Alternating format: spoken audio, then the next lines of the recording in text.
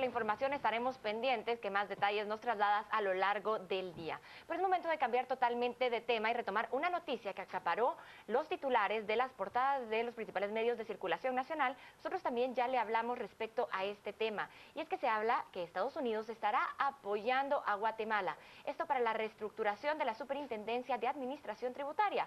Como uno de los primeros pasos, se estará pasando la prueba del polígrafo. Para ello, incluso vendrán personas de Estados Unidos, una comisión especial.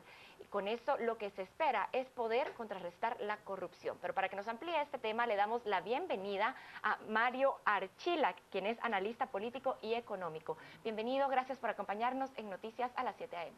Un gran gusto estar por acá. Buenos días, Mario. Pues bueno, cuando uno escucha el anuncio del presidente Otto Pérez Molina y del embajador de Estados Unidos en cuanto a que pasarán pruebas de polígrafo, uno no puede dejar de hacer la asimilación con aquellos concursos de Sábado Gigante donde don Francisco pues presentaba, y quién está mintiendo acá sería la pregunta. ¿Qué efecto tendrá esto realmente? Creo que hay que ver que las pruebas de polígrafo, primero que nada, no son 100% confiables. Y pueden dar resultados para ambos lados. Terminar acusando a alguien que simplemente falló la prueba por razones de nerviosismo y demás, como alguien que sí está muy involucrado en actos de corrupción, que pasó la prueba hasta con felicitación y estrellita en la frente, porque no son del todo confiables. Creo que el trabajo principal será establecer qué es lo que se está buscando con la prueba. Debería de venir acompañado con un proceso de auditoría de SAT, de sus procedimientos, de la historia de lo que ha sucedido en el último tiempo, continuar con las investigaciones. Probablemente todavía nos falta conocer más personas involucradas en la estructura de la línea, tanto dentro de SAT como fuera de SAT. No me cabe duda pensar que el hecho de sacar gente de SAT, si la estructura afuera de SAT que opera el contrabando sigue manteniendo el control y el poder y esa capacidad como tal, seguirá corrompiendo gente nueva que se vaya insertando dentro de SAT, aunque vayamos haciendo pruebas y todas las semanas saquemos gente. Y es esa parte de afuera la que también hay que tratar de descubrir. Mario, usted mencionaba algo interesante. Las pruebas de polígrafo no son 100% confiables. Incluso en Estados Unidos, cuando se pasa esta prueba, no puede utilizarse, aunque la persona haya perdido la misma, para realizar un juicio, como una prueba dentro de un juicio. Pero vemos que en Guatemala se utilizará en este momento con el objetivo de contrarrestar la corrupción. Pero ¿no podría tratarse esto de una estrategia por parte del presidente Otto Pérez Molina para dar a la opinión pública un motivo y creer que se está haciendo algo, se está tomando cartas en el asunto en contra de la corrupción? Pues cabalmente Guatemala y Panamá son de los pocos países en Latinoamérica que aceptan las pruebas de polígrafo judicialmente, y en Estados Unidos se aceptan en algunos estados bajo algunas restricciones y no es aceptada del todo. Puede ser simplemente una cuestión mediática para poder retirar a alguien y decir lo retiro por corrupción. Claro. Tiene que haber un proceso penal acompañando. No puede decir un funcionario, pues sí, tenemos grandes indicios que estaba metido en corrupción, pero no vamos a presentar ningún caso penal. Y ahí hay un problema en cuanto a la confiabilidad de la prueba. Presentar una denuncia falsa porque se comprueba algún error en la forma y en la metodología utilizada, o seguir esos procedimientos y entonces volver esto una cacería de brujas y 4.500 personas dentro de SAT, más por temor que por mentir, fallen las pruebas. O sea, sí hay que tenerlo con cuidado. Lástima que las pruebas se utilizaban en SAT para contratar, se dejó de utilizar pruebas de personalidad y demás, que creo son importantes. Conocer pruebas de confiabilidad, pruebas que son hacia futuro antes de la contratación. Ya post facto, pues bueno, mucha gente podrá decir ahora, bueno, yo ya hice suficientes millones, mejor renuncio antes de que me pasen la prueba y ahorita no pasa nada. Claro. Ahora bien, Mario, siempre que hay declaraciones oficiales, siempre que los políticos salen a dar una versión a los medios de comunicación, casi siempre esto es el 30 o 40% de lo que realmente está ocurriendo. No estamos aquí ante una intervención total de Estados Unidos en las aduanas, puertos, aeropuertos, en la entidad que ha provocado todo este cisma político. Creo que si vemos el proceso que ha surgido del caso La Línea, la respuesta evidentemente es sí.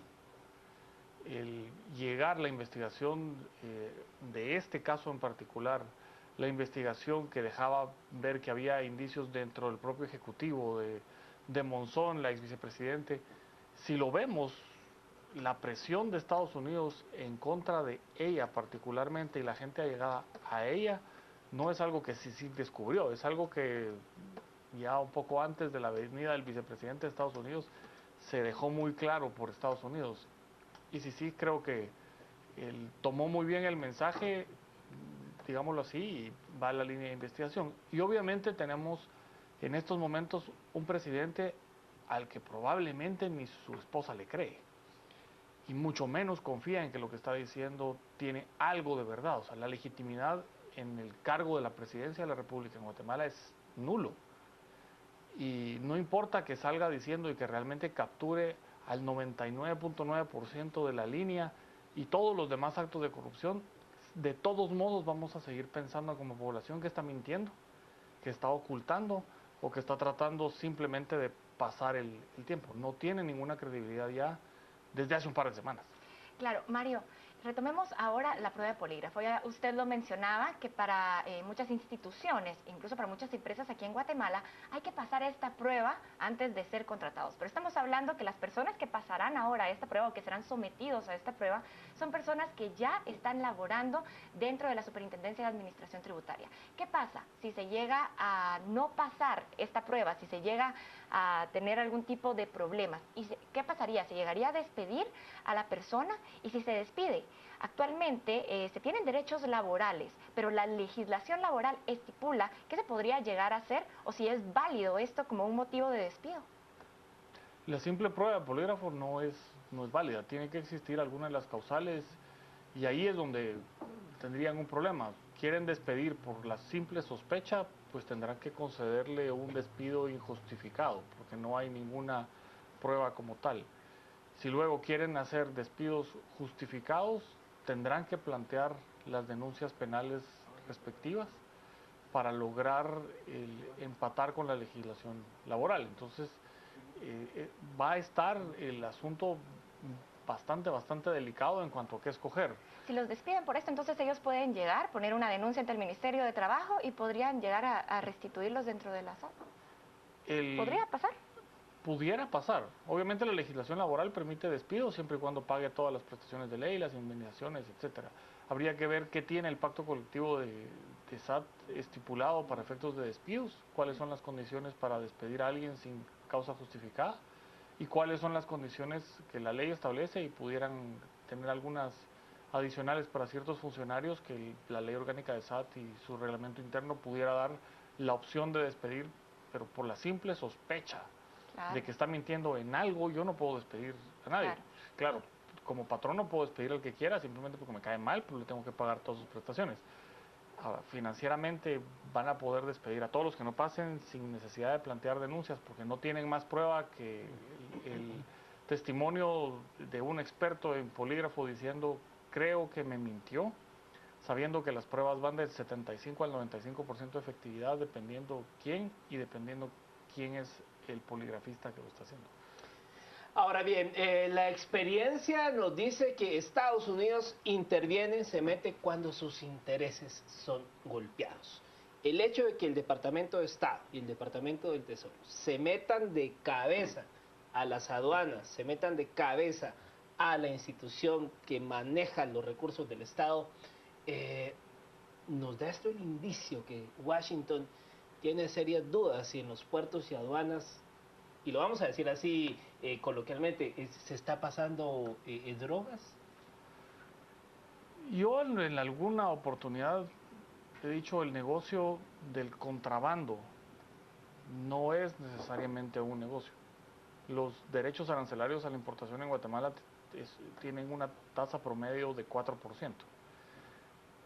El negocio para alguien que quiere vender mercancía que sería legal en Guatemala básicamente ahorrarse tiempo. 17 días en promedio tarda una importación en Guatemala, entonces utilizar mecanismos de contrabando sería para ahorrarse esos 17 días en promedio. Pero ahorrarse dinero no es necesariamente un negocio. El IVA eventualmente se recuperará si uno vende en el mercado formal. Contrabandear implicaría que uno venda en el mercado informal. Y ahí sí el IVA sería negocio.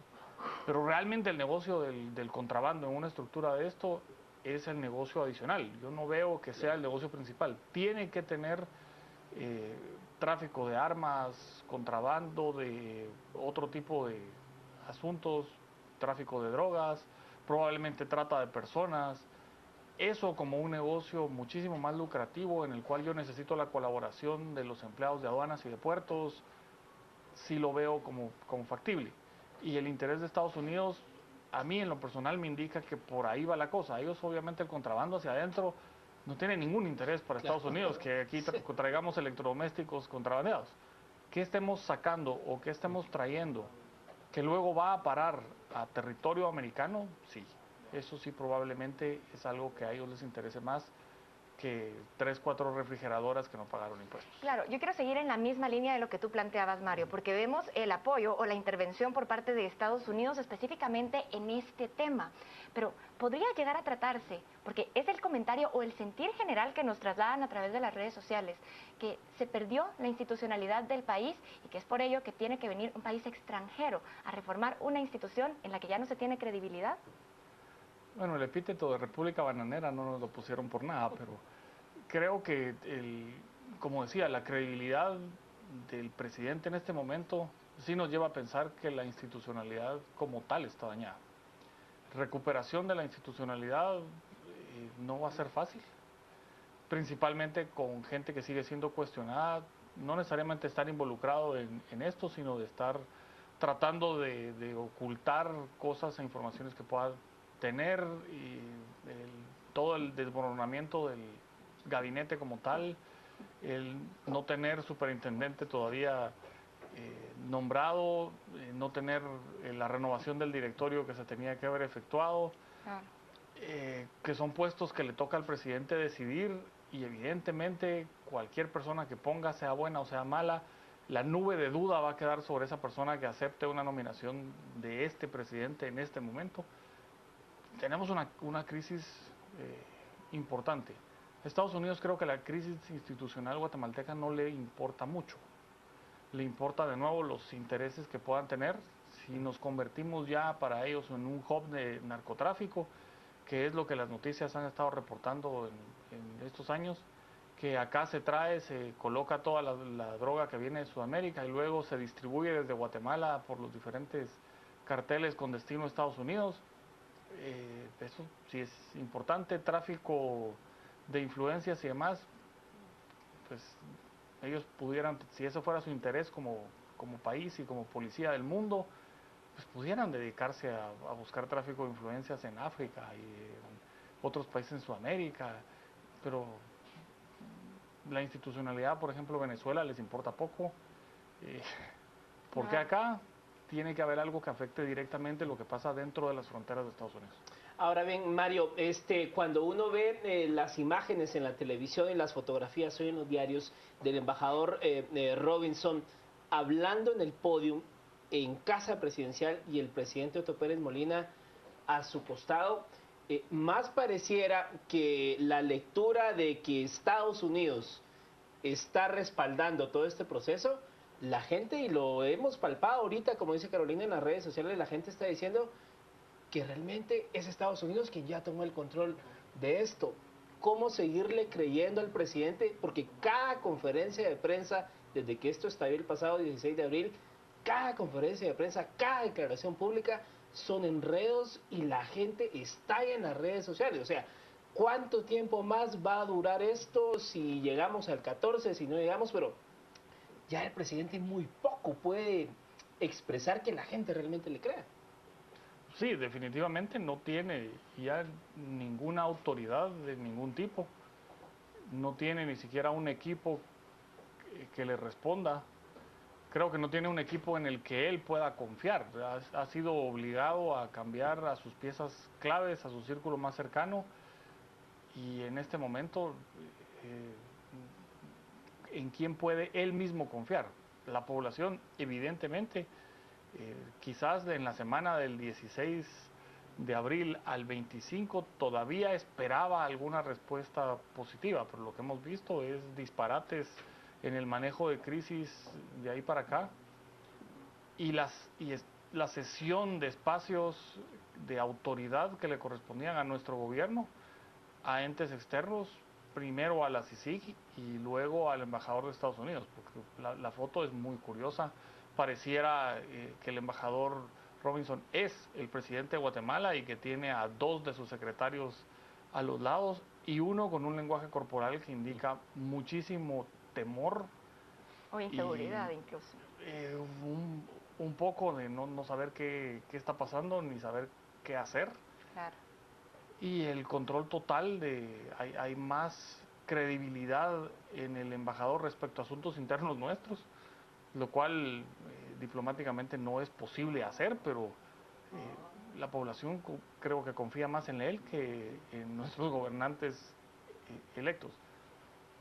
Si la crisis era el Congreso hasta el año pasado, la crisis ahora es la presidencia. Así es. Tenemos entonces una crisis por resolver, muchísimos retos, podemos decirlo, para la población guatemalteca. Muchísimas gracias, Mario Archila, por acompañarnos en Noticias a las 7 a.m. Llegamos al final de esta entrevista. Vamos a una pausa. Quédese con nosotros porque al volver tendremos más información.